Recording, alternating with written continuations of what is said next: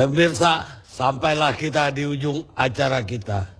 Sekarang saya mau ke DPR. Ada Pak Setia Yuda dari Golkar. Apa pandangannya? Setuju harga naik juga? Ya, kalau Golkar kita melihat dari sisi evaluasi secara keseluruhan ya. Jadi kita harus menyadari bahwa kalau kita melihat BBM itu dinaikkan 1.500, tadi kan dibilang bahwa sekitar 178 triliun dikurangi dengan 137. Jadi ada 41 triliun yang kira-kira itu adalah hak yang tadinya diberikan kepada rakyat melalui subsidi harga, sekarang ditarik oleh pemerintah. Ini mesti kembali kepada rakyat lagi. Jadi pola berpikir kita adalah bukan masalah naik atau tidak naik, tetapi lebih melihat kepada realokasi anggaran yang tadinya digunakan untuk subsidi, untuk supaya digunakan pada hal-hal yang sangat penting. Nah, untuk itu kita melihat, kalau kita melihat dari struktur APBN kita, 14% cuman yang dipakai untuk infrastruktur. Jadi bisa dibayangkan negara yang sebesar ini hanya 14% untuk infrastruktur. Sehingga porsi untuk pembangunan infrastruktur dari 41 triliun harus mendapatkan jatah yang paling gede. Nah, Kesimpulannya setuju subsidi dikurangi. Subsidi dikurangi jelas. Karena apa? Ini kita mesti melihat kesalahan dari pemerintahan kita beberapa kali. Bahwa kita melakukan subsidi atau subsidi harga. Kita harus merubah paradigma dari subsidi harga menuju subsidi langsung. Karena esensi daripada subsidi itu adalah bagaimana intervensi pemerintah terhadap daya beli masyarakat. Nah, ini sekarang menjadi hilang karena apa? Karena pemerintah larikan itu Tapi semua. apa ini gara-gara setgap koalisi? Gini, kalau Golkar kan selalu kita suara Golkar suara rakyat. Ya. Kita melihat kenapa saya kaitkan ke dalam hal itu. 41 triliun kita kembalikan pada rakyat. Dalam bentuk tadi, dalam bentuk pembangunan yang betul-betul bisa menyongsong kemajuan daripada rakyat melalui infrastruktur. Adapun misalkan nanti ada ide mengenai bantuan langsung tunai dan lain sebagainya, kita lihat porsinya gitu. Mana yang sebetulnya layak betul untuk diberikan bantuan langsung seperti itu. Jadi kita melihat Pak Karni, dalam konteks seperti ini, jangan dipenggal. Jadi kalau kita dipenggal seakan-akan setuju naik atau tidak gitu, itu menjadi suatu konsep yang tidak terintegrasi. Kita melihat bahwa ada surplus. Tadi ya, kalau kita melihat pendapatan migas yang tadi baru aja diketok 278 triliun sekarang yang kita setujui. Baru tadi malam sebelum saya berangkat ke sini. Ya, kalau kita lihat subsidi apabila itu tidak dinaikkan 1.500, 178 triliun. Berarti kan ini ada kelebihan. Tapi kita lupa bahwa listrik mereka sudah minta 99,5 triliun. Jadi kalau kita melihat dari subsidi energi habis kita dari pendapatan sektor migas. Nah, inilah makanya kita harus jeli betul di dalam menangkap bagaimana kita politik anggaran kita menginginkan supaya subsidi itu kembali kepada makna subsidi itu. Sekarang Pak Jafar Absah. Apalagi yang mau dikomentari? Ya, Bapak udah dengar semua. Apakah Demokrat juga setuju? Masih tetap setuju? Pak Karni, memang hebat Anda punya talkshow ini. Inilah saya pertama mengikuti talkshow, menunggu 4 jam untuk dapat giliran. Anda bisa bayangkan itu, hebatnya ini talkshow. Tapi saya salut sekali. Sama waktu ulang tahun juga TV One, saya bilang saya yang paling dimaki oleh TV One, tapi saya datang untuk ulang tahunnya. Hebat. Tepuk tangan untuk Pak Jafar. Baik. Jadi yang pertama adalah kita kan diskusi tadi bahwa apakah kita mengurangi subsidi atau tidak. Kalau orde baru itu namanya penyesuaian pada waktunya abang saya. Penyesuaian namanya Pak. Tapi harga itu naik. Nah sekarang kan cuma pilihan. Kalau kita tidak naikkan, itu berarti sebagian besar per liternya itu kita subsidi. Artinya tidak bisa kita peruntukkan untuk lain. Nah, apa kaitannya dengan subsidi, dengan kenapa kita menggunakan harga internasional? Kan di dalam teori ekonomi ada 2 yang disebut subsidi. Subsidi dari harga pokok, kemudian kalau kita jual lebih rendah dari situ, berarti itu selisihnya namanya subsidi. Tetapi sekarang ini kalau dia barang internasional, strategi, berarti harga internasional price itu yang dipakai ukuran. Karena kalau kita tidak pakai, berarti kita jual. Sama juga kalau kita dikasih kado Pak, nilainya 500. Jadi berapa uang yang dikasih kita Pak Karni? Ya 500, karena nilainya kado itu yang 500. Itu kan caranya. Jadi kalau kita pakai di dalam negeri, walaupun produksi kita sendiri, kalau kita pakai sendiri, caranya dihitung nilai itu. Nah, dari mana standarnya? Itu karena APBN kita gunakan dengan asumsi-asumsi, termasuk nilai tukar rupiah, harga-harga minyak internasional. Memang asumsinya seperti itu. Oleh karena itu selalu kita kembalikan perhitungan kalau di situ. Sedangkan teknis-teknisnya, harga pokoknya Pertamina, Dalaman minyak itu, dan BP Migas semuanya, itu adalah hitung-hitungannya tersendiri yang pada gilirannya sebenarnya pada kesempatan berbicara kebijaksanaan seperti ini tidak sampai detail sudah sebegitu karena sudah diselesaikan pada tataran-tataran yang lebih di bawah. Nah, sekarang pertanyaannya, kita setuju naik atau tidak? Ini adalah pilihan. Dan pemerintah sudah mengatakan tadi dengan segala resikonya dia naikkan. Sebenarnya kalau SBJ berpikir kan dia juga tinggal 2 tahun. Ya tidak usah naik saja. Ya kan? Nanti kan itu yang presiden pasti bukan SBJ kan dia tidak maju lagi. Nah, ini justru kalau naiknya nanti misalnya dari PDIP, dari Golkar, itu kan memudahkan mereka tidak menyimpan bom waktu. Ini. Nah, kemudian dengan pengurangan subsidi tadi dipaketkan dengan infrastruktur dibangun, infrastruktur daripada migas dibangun, kemudian juga infrastruktur, kemudian ada bantuan langsung bagi masyarakat yang kekurangan, kemudian juga ada lagi pendidikan. Itu semua secara simultan dilakukan merupakan paket daripada pengurangan subsidi itu, Pak Karni. Jadi fraksi Partai Demokrat sudah pasti mendukung 100%, Pak Karni. Ya. Oke. Baik, Interupsi, Raja Pak Minyak. Karni. Bisa interupsi, Pak Karni. Terima Pak, kasih. Ini waktu kita udah hampir habis, Pak. Jadi kita habisin dulu berbicara, Pak. Bang Karni, terima kasih. Saya yang terakhir, saya si Poltak Raja Minyak dari Medan. Walaupun di Medan tidak ada kilang minyak, aku hanya punya pom bensin. Yang ingin saya katakan, dari tadi kita ngomong subsidi. Tahu nggak siapa yang menikmati subsidi itu? Menengah dan orang kaya. Jadi masalah mau naik, aku bangga lihat Quick Yangki malam ini.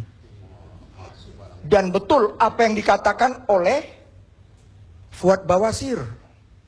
Demo lah itu semua mahasiswa sekarang. Gara-gara dengar yang namanya Quick ngomong.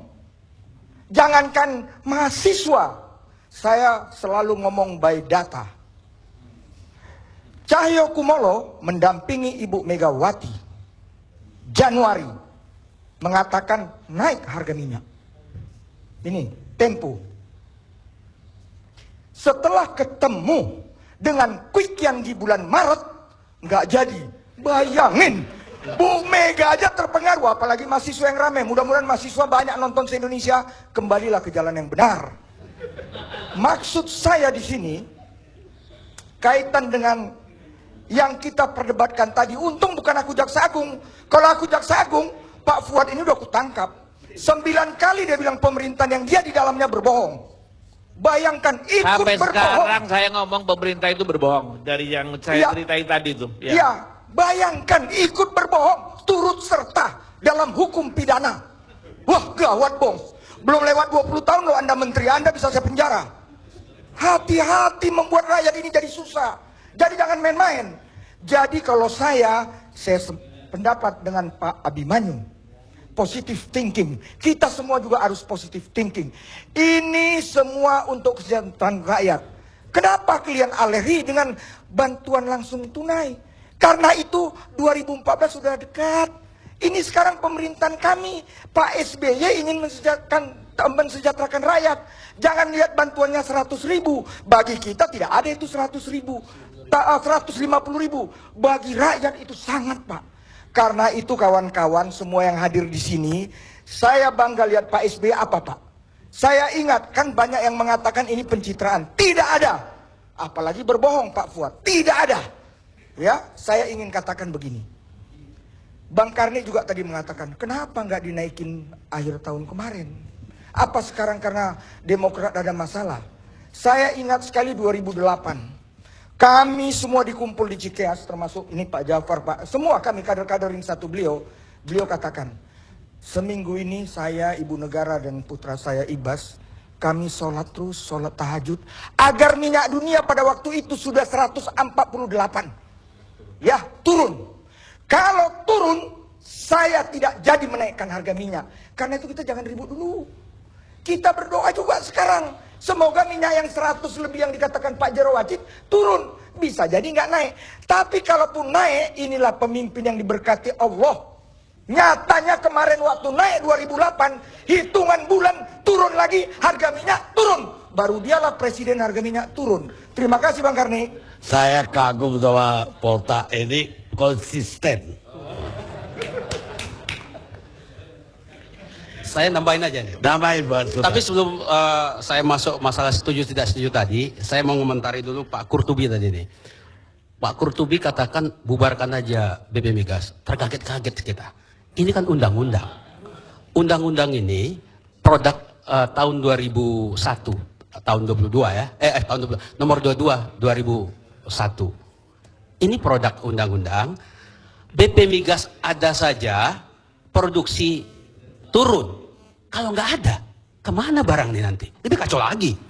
Lebih bagus kita perbaiki. Makanya sekarang di DPR ada akan merevisi undang-undang ini Pak Kurtubi. Jadi jangan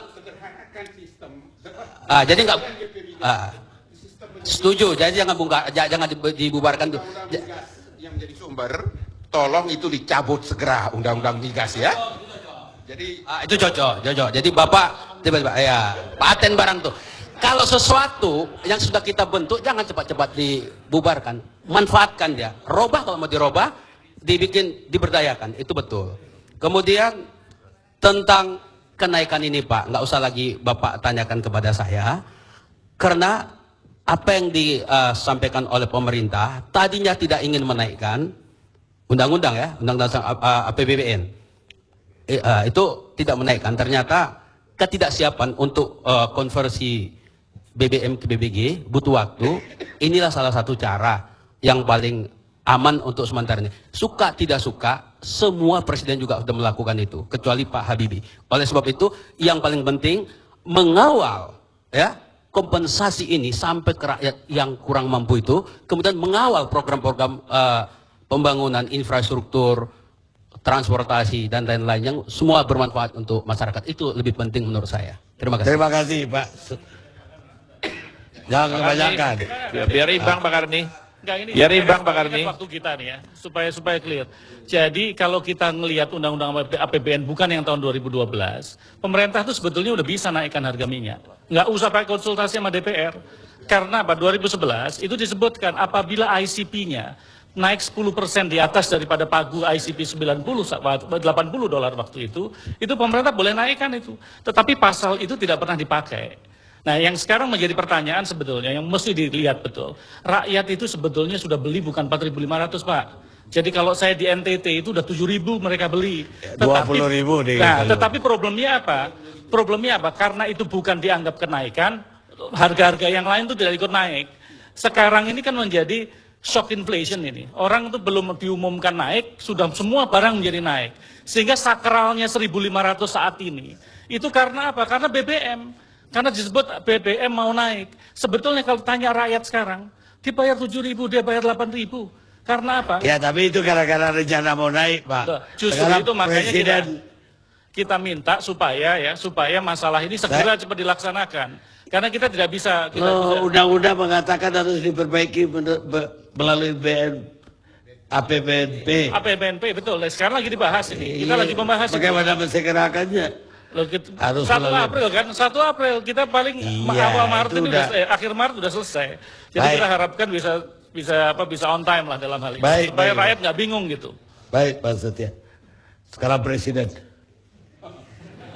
Ya, makin kesini gini Pak Karni, saya semakin yakin bahwa dulu keyakinan saya bahwa yang dasarnya itu iman cuma agama Pak. Sekarang dari diskusi ini saya makin yakin bernegara pun juga iman. Sekarang tergantung rakyat, termasuk rakyat saya Janjukers, mau percaya atau enggak, percaya kepada yang mengusulkan BBM naik atau enggak. Itu aja sih. Karena jangankan minyak, yang nggak ada TV-nya itu, mau liftingnya nggak ada TV, pengadilan yang jelas-jelas disiarkan langsung ternyata bohong kok. Apalagi lifting sekian barel sekian, gimana kita mau ngecek? Gitu loh. Nggak ada TV-nya kok. Pengadilan yang ada Anggi, ada jelas-jelas di TV langsung. Ternyata BAP-nya bisa direkayasa. Pak Antasari ya katanya sudah jelas, para ahli mengatakan, bahkan Jimli Siti bilang itu pengadilan sesat, masih di penjara juga. Itu jelas-jelas ada TV. Jadi sekarang saya mau ngomong ke rakyat Indonesia, kalau kalian mau percaya kepada keris, percaya kepada Kebu Kiai Slamet, percaya kepada Nyi Roro Kidul, silahkan. Wong ternyata yang ini semua juga klinik kok. Dari mana saya percaya angka-angka dari Pak Kwi, wong bisa double juga kok gitu loh. Dari teman-teman. Makanya saran saya terakhir, kalau enggak, yuk kita, kalau namanya khitanan aja ada masal, perkawinan ada masal untuk orang miskin, sumpah pocong boleh masal juga dong. Jadi dari ketua BP Migas, dari Wamen, yuk kita tantang sumpah pocong bahwa yang diajukan benar. Kalau kalian nggak percaya sumpah pocong, jangan mengaku masyarakat ilmiah. Kalau nggak percaya, buktikan bahwa sumpah pocong itu nggak terbukti dengan melakukan sumpah pocong. Jangan terus, wah saya nggak mau sumpah pocong karena saya nggak percaya. Kalian nggak ilmiah loh. Kalau kalian ilmiah, buktikan yuk, sampai sumpah pocong yuk, buktikan. Mati atau enggak, itu baru ilmiah gitu loh. Jadi buktikan bahwa ini tidak akal-akalan. Jadi masyarakat Janjukers terutama, saya imbau yang mau percaya silakan percaya pada government. Saya nggak nyebut pemerintah, karena pemerintah itu tukang perintah. Jadi kalau pemerintah, nggak usah nanya ke DPR, orang tukang perintah kok. Government, saya setuju government. Kalau nggak mau percaya, ya silakan, nggak tahu bikin gerakan sendiri-sendiri. Nggak ada Pak Ruhut, nanti saya dituntut. Tapi silakan demo atau apa gitu. Toh pemerintah, government sudah punya riset, paling mahasiswa kuatnya demo sekian, buruh tekstil sekian, sudah ada risetnya semua kok itu. Gitu loh, sudah gitu loh. Jadi saran saya itu, sekarang yang bisa dilakukan adalah membaca situasi seperti ini, karena saya kena Pak Sultan Batugana, kena Pak Ruhut, siapapun yang hari ini santun, patut dicurigai dia korupsi. Santun adalah awal dari korupsi, yang paling bagus urakan. Ngomong gitu aja gitu. Semakin santun orang, semakin dia harus dicurigai korupsi. Gitu aja. Udah, gitu aja. Itu pentingnya fatwa dari Presiden Janjukers, Pak Benyamin Mangkudilaga.